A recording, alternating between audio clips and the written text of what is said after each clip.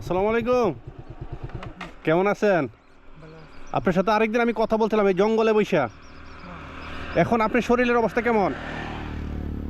এখন ভালো আছেন? আসেন আমার কাছের দিকে আসেন। মা বাবার কাছে যান না কেন এখনো? যাই। যাবেন। দেখেন এত বড় ব্যথা হয়েছে কিন্তু তার বাড়ি ঘরে সে যায় না।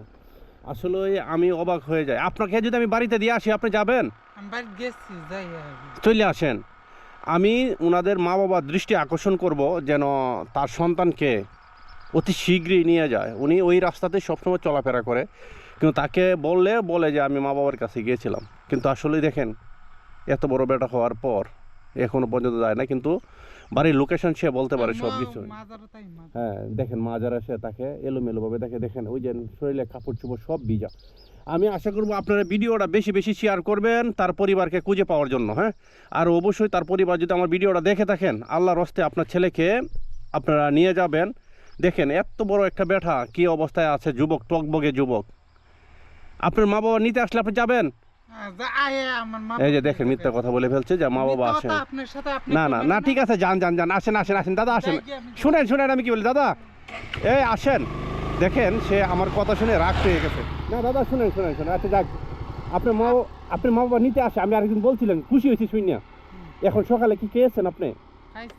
খাইছেন না? আপনি তো অনেক একটা মানে অনেস্ট সুন্দর ঠকবগে যুবক। আমি শুনেন, আমি আসেন এদিকে। আমি যদি আপনাকে চিকিৎসা করানোর ব্যবস্থা করে দিই তাহলে সমস্যা আছে? চিকিৎসা মানে আমার ওষুধ বড়ি খাইতে।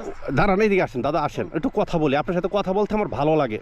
আমি চাই যে আমি যদি চাই আপনার মা বাবার কাছে আপনাকে পৌঁছাই দেবো, আপনি যাবেন না? আমি নিয়ে যাবো।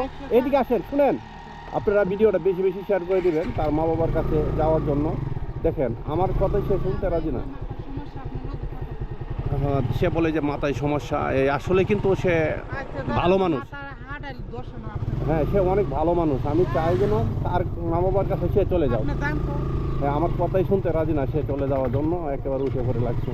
যাই হোক, সব মিলিয়ে আলহামদুলিল্লাহ সবাই ভিডিওটা বেশি বেশি শেয়ার করে দেবেন তার পরিবারকে খুঁজে পাওয়ার জন্য। সবাই ভালো থাকবেন, আল্লাহ হাফেজ।